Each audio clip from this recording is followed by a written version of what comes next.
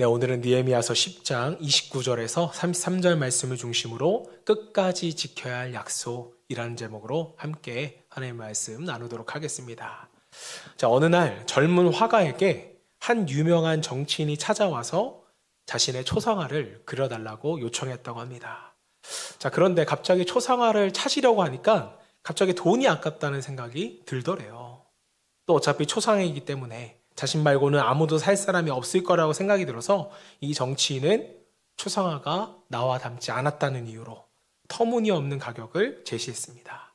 자, 그러자 이 화가는요, 그렇다면 팔지 않겠다고. 다만 여기 당신을 닮지 않았다는 확인으로 그림에 사인을 하고 가십시오 라고 말했다고 합니다. 정치인은 흔쾌히 허락하며 사인을 하고 돌아갔다고 합니다. 자, 그런데 얼마 후 정치인은요, 젊은 화가의 전시회에 갔다가 기절해서 넘어질 뻔했다고 합니다. 자, 전시회에 걸린 자신의 초상화에 자신의 사인과 함께 이런 작품명이 써져 있었다고 합니다. 작품명, 어느 도둑놈의 초상화. 네. 정치인은 원래 계약했던 가격을 주고서라도 그 그림을 사려고 했지만 팔지 않겠다는 화가의 말에 원래 돈보다 몇 배를 더 주고 그 그림을 사게 되었다고 합니다. 자, 사랑하는 여러분, 우리가 살아가면서 약속을 지키는 것은 너무나도 중요합니다. 자, 그리고 저는 그리스도인들의 가장 뚜렷한 특징 중에 하나가 있다면 바로 그것은 신실하신 하나님처럼 자신의 말에 책임을 지고 약속을 잘 지키는 것이라고 믿습니다. 자, 왜 우리는 약속을 잘 지켜야 할까요? 우리의 삶 자체가 하나님의 언약 안에서 이루어가는 소중한 삶이기 때문에 그렇습니다. 자, 하나님께서 우리를 향한 그 언약을 신실하게 지켜나가고 계시기 때문에 지금 우리가 살아가는 거잖아요. 사랑하는 여러분, 여러분들은 약속을 잘 지키십니까? 약속에 크고 작은 간에 상관없이, 그리고 상대방이 누구이든 간에, 뭐 자식이든 이웃이든 뭐 모르는 사람이든 간에 우리는 약속을 잘 지켜야 합니다. 자, 하지만 살다 보면 약속을 지키는 것만큼 참 어려운 게 없다라는 것을 우리는 잘 알고 있습니다. 자, 그래서 유명한 사람이죠. 나폴레옹은요, 이런 말을 남겼다고 해요. 약속을 지키는 최고의 방법은 약속을 하지 않는 것이다. 이런 말을 남겼습니다. 이 말의 의미는 뭔가요? 약속을 너무 쉽게 하지 말라는 것이죠. 우리도 참 약속을 쉽게 하는 것 같아요. 언제 한번 밥 먹자. 네, 이런 약속, 인사치레지만 너무 잘하는데, 제가 하는 약속 중에 하나는 이거 다음번에 사줄게. 우리 자녀들한테 많이 하는 약속인 것 같은데, 이런 약속도 여러분 잘 지켜야 된다는 것입니다. 자, 그런데 오늘 이 약속과 관련하여서 본문을 보면 약속을 하는 사람들이 나와요. 누구와 누구와의 약속입니까? 이스라엘 백성들과 하나님의 약속입니다.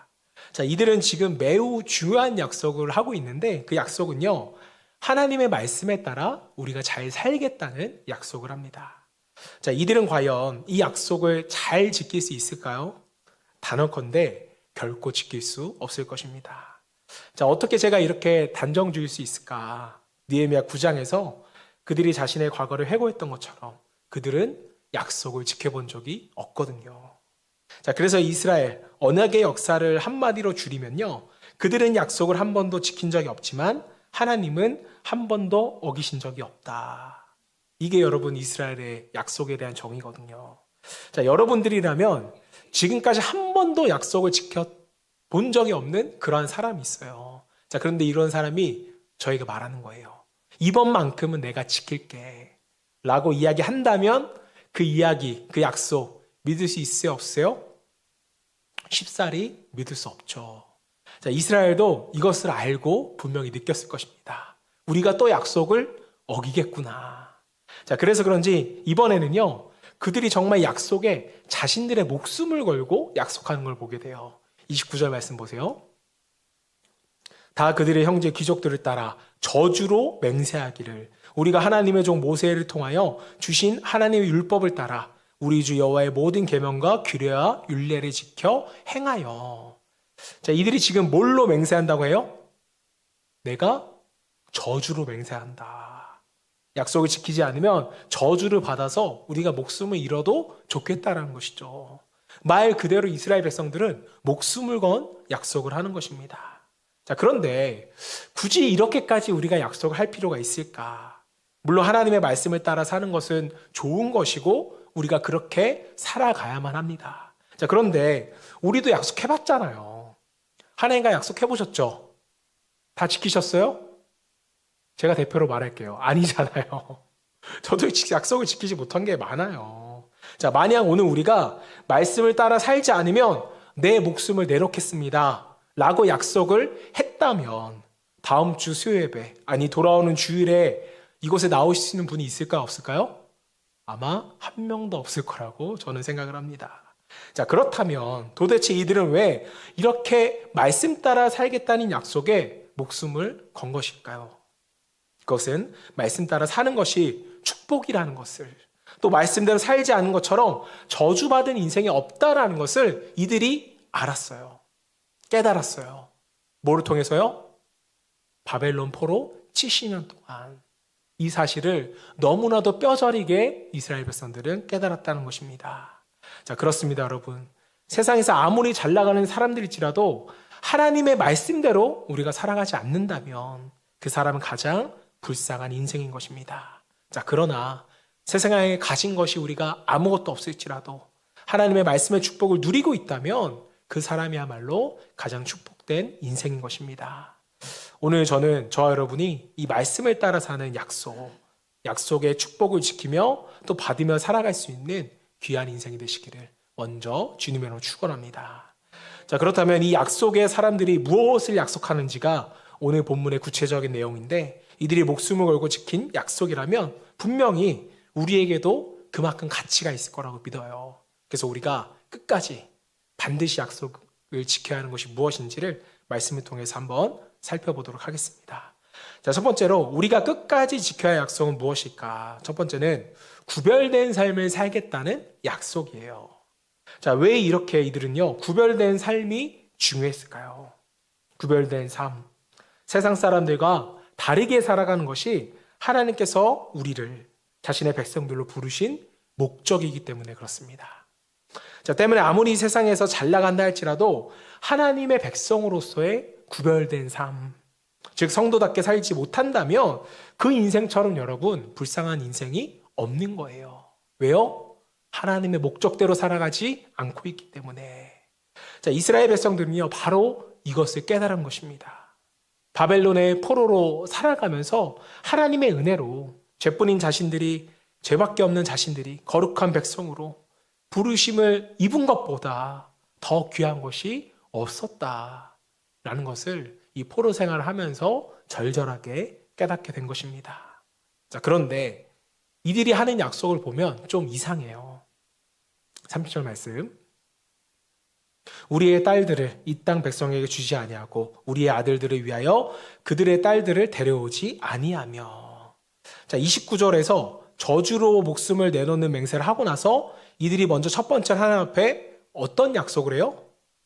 자식들을 이방인들과 결혼시키지 않겠다라는 것을 약속합니다. 자, 과연 이게 목숨을 걸고 지켜야 할 만한 약속이었을까? 여러분, 믿지 않는 사람하고 결혼할 수 있는 거 아니에요? 아니에요? 사실 요즘 같은 세상에서 믿지 않는 사람들과 결혼시키지 않으면요, 저같이 딸만 셋 있는 사람은요, 자녀를 결혼시키기가 정말 매우 힘들 것 같습니다. 왜 그렇습니까? 교회 안에 남자 형제들이 있어요, 없어요? 없어요. 정말 없습니다. 자, 그래서 이 말씀을 지킨다고 하면 교회 안에 대부분의 자매들은요, 뭐예요? 죽을 때까지 싱글로 남아야 돼요. 그렇게 죽을 확률이 굉장히 높은 시대가 되었습니다. 자, 여러분 그거 아세요? 요즘 대형 교회도 형제들이 없어서 청년부에 새 가족으로 괜찮은 청년 하나 오면 자매들이 눈이 그렇게 동그랗게 커진대요. 여기서 괜찮은 청년의 기준은 믿음이 아니라 외모입니다. 교회에 오는 청년들의 외모. 자, 그리고 이제 괜찮은 청년이 보이면요, 금식기도 들어가죠. 어떤 찬양 하면서요? 이산지를 내게 주소서. 이 찬양 부르면서 막 금식기도 하잖아요. 교회에 같이 다니는 형제들에게는 관심이 없고 늘 새로운 청년들을 구한다고 합니다. 사실 교회 안에 청년 형제가 아예 없을까요? 아니죠. 그래도 여러분 있어요. 자, 한 번은 그래서 제가 이미 교회 잘 다니고 있는 형제를 가리키면서 한 자매에게 저 형제 어때요? 라고 물어봤더니 아니래요. 그러면서 왜 별로인데? 라고 물으니까 이렇게 대답을 했습니다. 저 오빠는 그냥 가족이에요. 가족끼리 사귀면 안 되는 거잖아요. 자매들에게 아는 오빠, 교회 오빠, 동네 오빠는요, 다 이성이 아닙니다. 되게 교회 오빠 하면 어떤 분위기를 생각하세요? 네, 저 같은 사람이 교회 오빠죠. 성실하고 착하고, 네, 죄송합니다. 아닌가요? 자, 그런데 자매들은요, 이런 느낌 말고 항상 어디서 좀 백마탄 왕자가 오는 그런 느낌의 이성을 좀 원하는 길을 기대합니다. 하지만 백마탄 왕자는 나타나요, 안 나타나요? 안 나타나요. 제가 알아보니까 백마 타고 오다가 다 넘어져서 죽었더라고요. 자, 그런데도 자매들은 믿지 않는 형제가 나타나면 백마 탄 왕자인 줄 알고 결혼을 하기도 합니다. 남자들도 마찬가지죠. 그리고 후에 깨달아요. 백마 탄 왕자가 아니라 백마 탄 원수였다. 이때 뭐 후회해도 이미 늦는 거죠. 자, 그래서 전 늘 기도합니다. 하나님, 우리 하라, 하임이가 교회 오빠나 동생을 이성으로 느껴지게 하옵소서. 네, 우리 지수, 지은이에게도 교회 오빠와 교회 동생이 나타나기를 주님으로 축복합니다. 자, 교회 안에 믿는 사람과 결혼하기가 정말 쉽지 않아요. 게다가 요즘 같은 시대에 또 농촌에 있는 형제들은요, 이방인 여자가 아니면 여러분 결혼하기가 힘들다고 합니다. 한국 여자들이 농촌에서 살기를 싫어하잖아요. 그분도 어떡하겠어요. 이방인 여자하고 결혼해야죠. 자, 그런데 요즘 같은 시대뿐만 아니라 말씀 속에 그들도 여러분 마찬가지였다는 거예요. 자, 왜냐하면 포로 생활을 하고 고향으로 돌아왔지만 아무런 기반이 없는 거예요. 아무런 기반이 없는 그들이 빠르게 가장 회복하고 정착할 수 있는 방법이 뭐였을까요? 그 땅을 차지하고 있는 이방인들과 결혼한 것이었습니다. 그들과 결혼하면 여러분 아무렴 다시 정착하기가 쉽겠죠. 자, 그래서 당시의 제사장들, 즉 목사들도 이방인들의 자녀와 자신의 자녀들을 결혼하게 했습니다. 자, 그런데 그들은 어떻게 했다고요?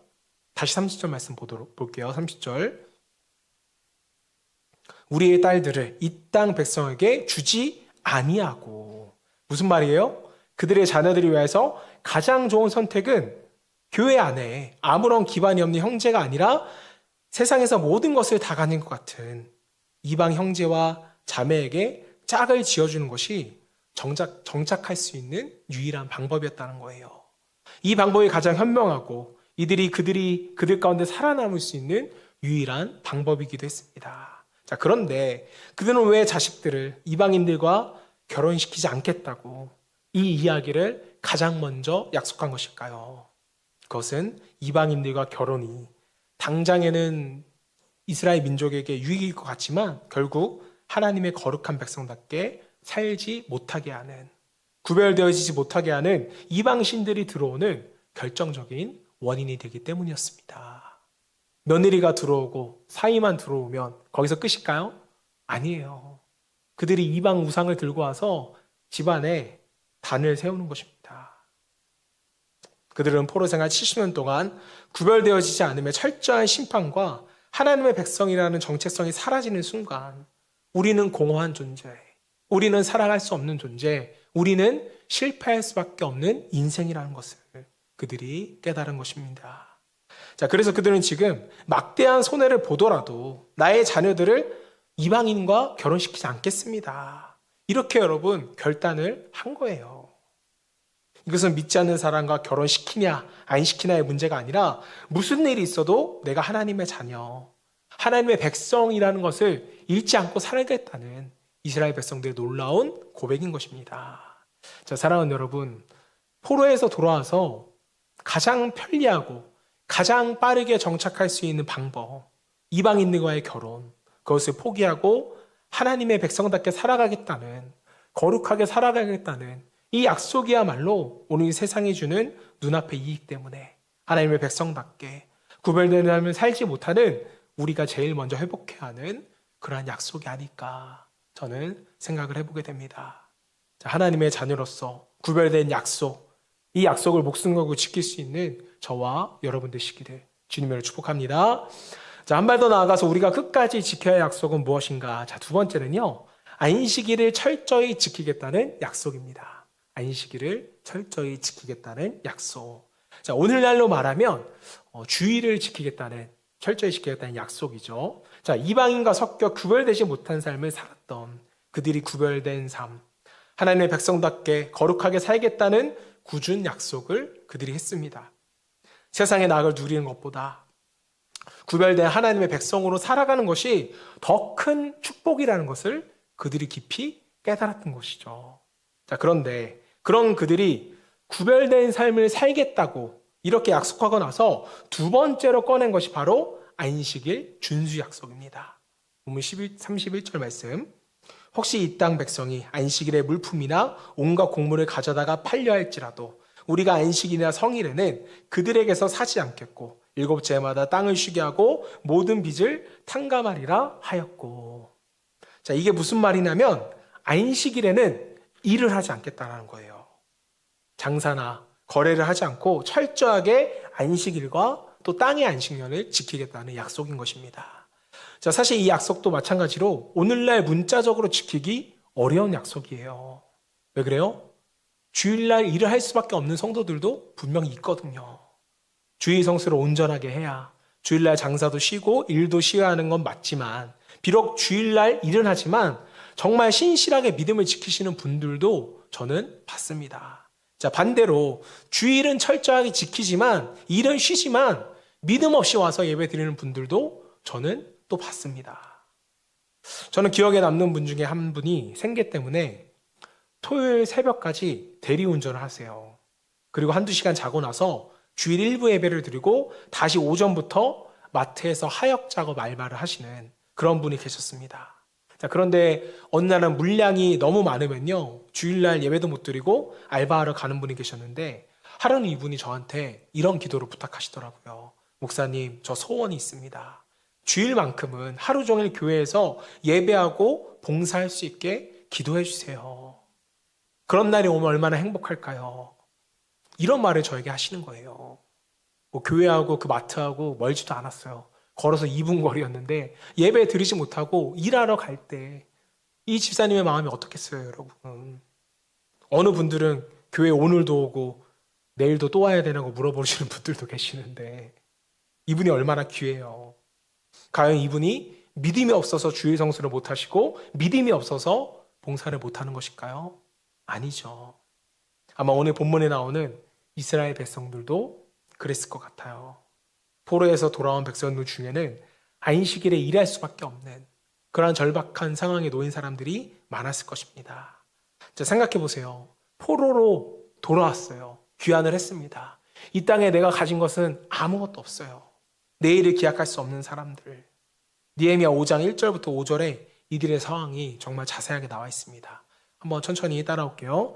그때의 백성들이 그들의 아내와 함께 크게 부르시죠. 그들의 형제인 유대 사람을 원망하는데 어떤 사람은 말하기를 우리와 우리 자녀가 많으니 양식을 먹고 살아야겠다고 하고, 어떤 사람은 말하기를 우리가 밭과 포도원과 집이라도 저장 잡히고 이 흉년의 곡식을 어찌하고, 어떤 사람은 말하기를 우리는 밭과 포도원을 빚을 내서 왕에게 세금을 바쳤도다.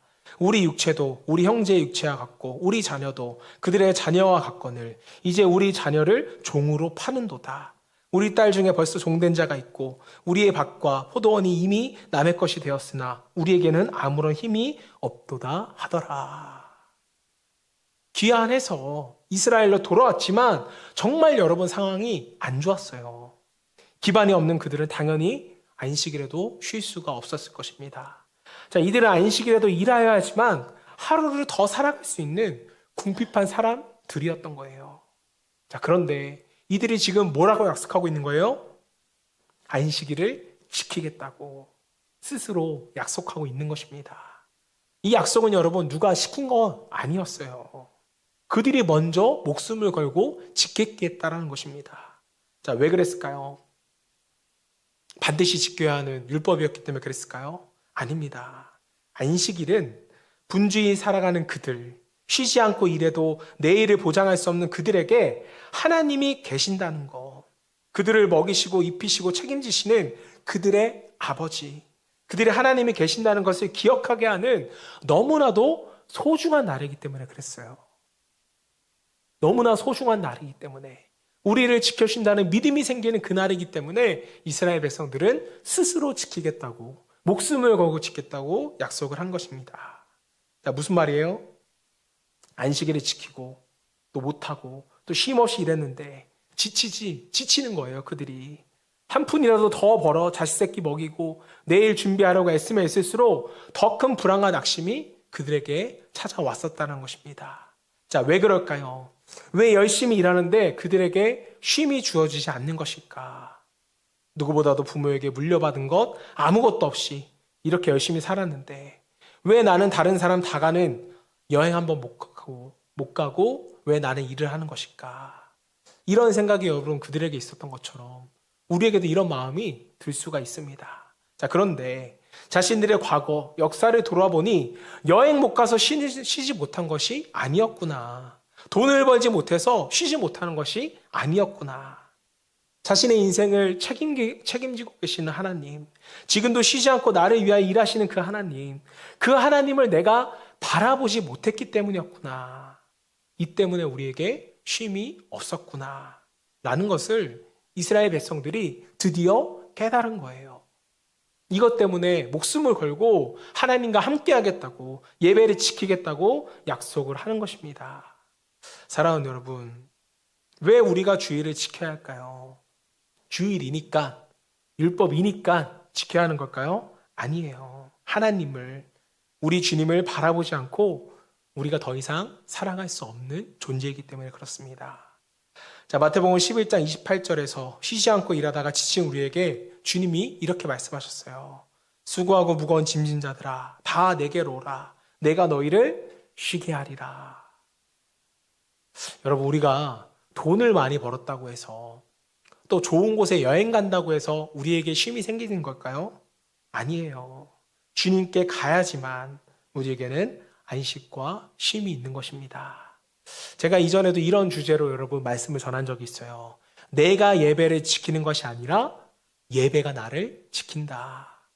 무슨 의미인지 여러분 다 아실 겁니다. 사랑하는 여러분, 하나님을 위해서가 아니라 우리를 위해서 허락하신 주일, 우리를 위해서 허락하신 예배, 적어도 이날만큼은 주님만을 온전히 바라보며 안식하실 수 있는 저와 여러분 되시기를 주님으로 축복합니다.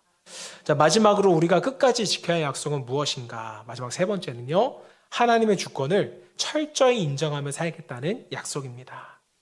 자, 구별된 삶을 살아가는 것, 그리고 안식일을 철저히 지키는 것, 이 두 약속에 공통점이 있어요. 자, 두 약속은요, 모두 하나님을 위한 것처럼 보이지만 실은요, 우리의 축복된 삶을 위한 하나님의 약속이라는 것입니다. 여러분 생각해 보세요. 엄마들이 어린 자녀들하고 이런 약속을 많이 합니다. 우리 딸 학교 다녀오면 밥 잘 챙겨 먹고 학원 다녀오면 친구들하고 놀다가 늦어지면 엄마한테 꼭 연락해. 엄마가 늦은 시간이니까 마중 나갈게. 이런 약속을 여러분 한단 말이죠. 자, 그럼 딸이 오늘도 내가 엄마 위해서 약속을 잘 지켜줘야지 하고서 엄마가 차려놓은 밥 맛있게 먹고 친구들하고 놀다가 저녁이 돼서 들어갈 때쯤 엄마한테 전화를 해요. 자, 그럼 이게 다 엄마를 위한 약속인 거예요? 그렇게 생각하면 정말 애인 거죠. 제가 여러분 무슨 말을 하고 싶은 것일까요? 자, 오늘 이스라엘 백성이 하나님과 한 모든 약속은요, 하나님을 위한 약속이 아니라 이스라엘 백성들을 위한 약속이었다는 거예요. 하나님의 백성답게 구별된 삶을 살고 안식일을 지키며 철저히 살아간다면 그들은요, 분명 상상할 수 없는 어마어마한 축복을 하나님께로부터 받을 것입니다. 하나님을 위한 것이, 하나님께 좋은 것이 조금이라도 있었나요? 없잖아요. 그런데 아직도 내가 하나님 위해 무언가를 하고 있다고 착각하는 사람이 있다면 그 사람의 신앙은 아직 애기인 것입니다. 옆 사람과 한번 인사해 볼까요? 애기세요? 아니세요? 한번 물어보세요. 애기세요? 아니세요?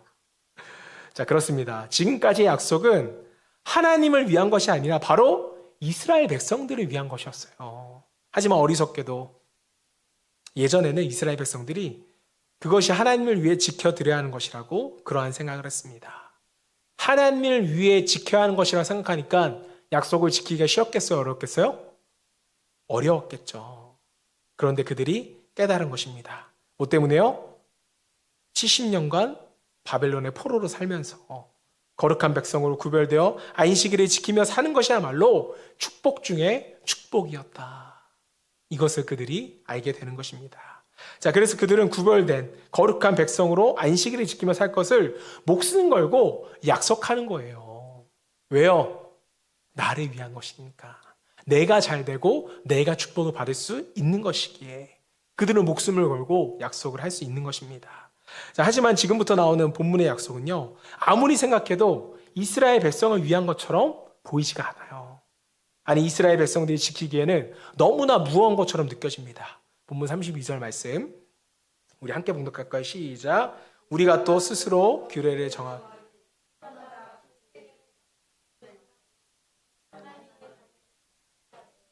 자, 보시면요, 스스로 규례를 정하여서 성전세를 내겠다는 거예요.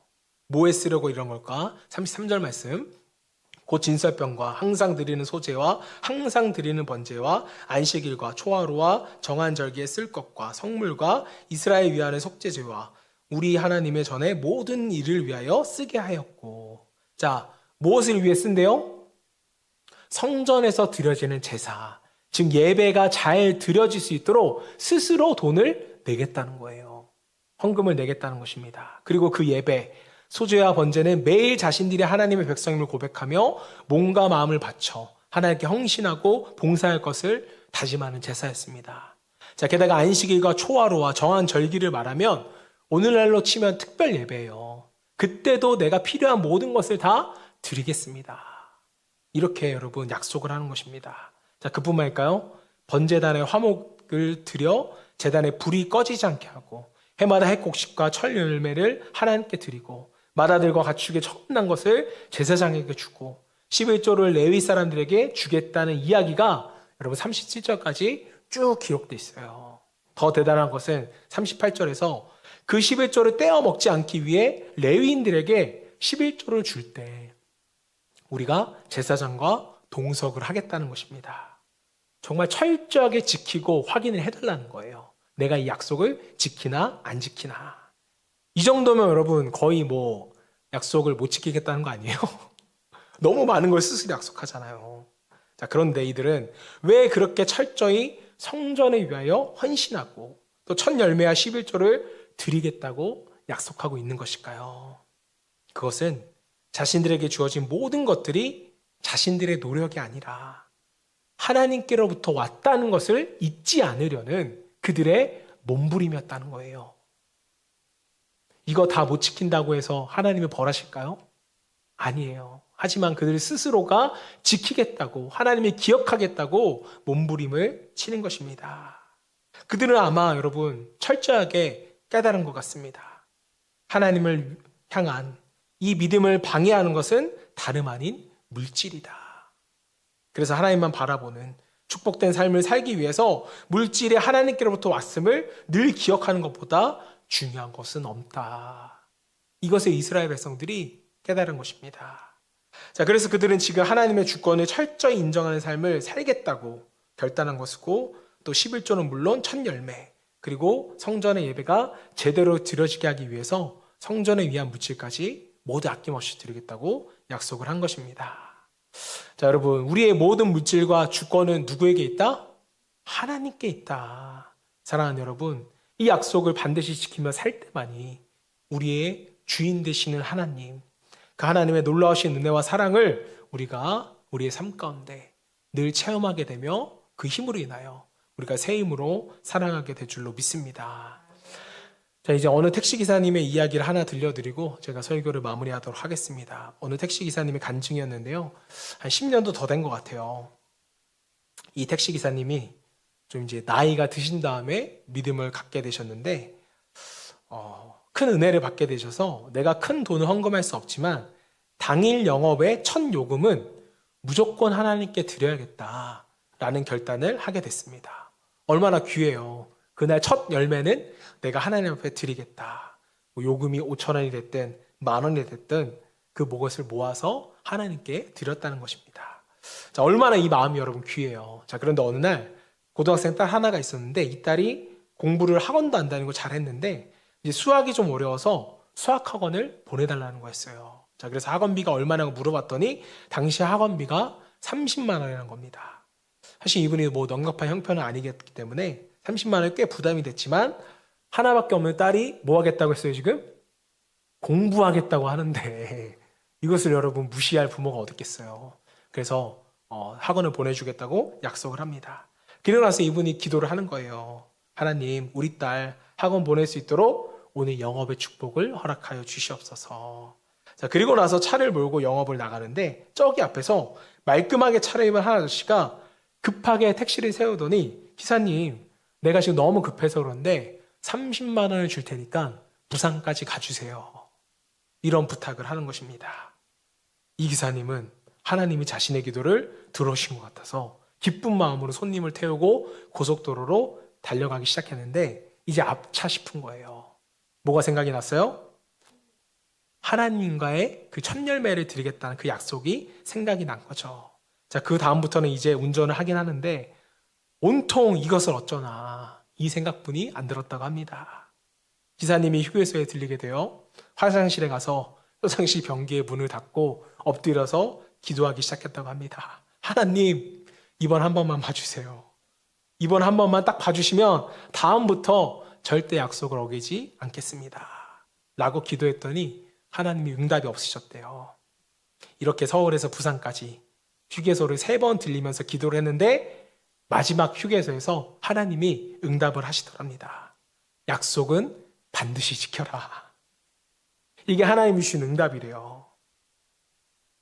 이 기사시사님도 집에 있는 딸을 생각하면서 또 가슴이 아팠지만 그래도 하나님과의 약속이기 때문에 또 응답을 받았기 때문에 약속을 지키기로 했더니 마음이 평안해지더랍니다.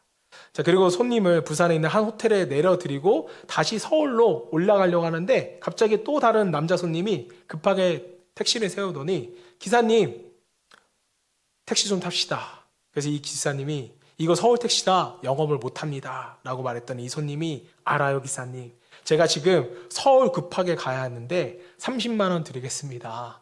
출발해 주세요. 이렇게 말을 하더랍니다. 자, 하나님의 역사를 본 지사님의 눈에는 눈물이 막 흘렀다고 합니다. 자, 그리고 나서 알고 보니까 부산에서 택시를 탄 손님도 서울의 어느 교회의 장로님이었다는 거예요.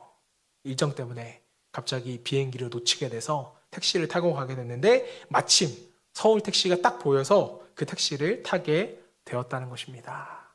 자, 그리고 내리실 때는 밤늦게 수고가 많았다고 30만 원에 10만 원을 더 주셨다고 합니다. 그리고 딸에게 학원비 30만 원에 교재비까지 하니까 딱 40만 원으로 학원에 딸을 보낼 수 있게 되었대요. 자, 사랑하는 여러분, 이 간증 너무나도 제가 오래전에 들었는데 항상 기억이 납니다. 여러분, 하나님은요, 돈이 필요한 게 아니세요. 하나님이 돈이 필요해서 약속을 지키라고 했을까요? 아니에요. 하나님은 자신을 위한 무언가를 받고 싶은 게 결코 아닙니다. 하나님은 우리가 약속을 무조건 지키기를 원하시는 것도 아니에요. 하나님은 우리에게 원하시는 것은 하나님과 나의 약속을 온 마음 다해 지킬 때 주어지는 세상이 알 수 없는 하나님의 평안과 기쁨을 하나님의 자녀인 우리에게 주고 싶은 거예요. 그 평안을 소유케 하고 싶으신 것입니다. 그 하나님의 마음을 아는 사람만이 여러분 이 약속을 반드시 지켜나갈 수가 있는 것입니다. 자, 사랑하는 여러분, 주님 안에서 끝까지 약속을 지킴으로써 그 평안과 기쁨을 누릴 수 있는 저와 여러분 되시기를 주님으로 축원합니다.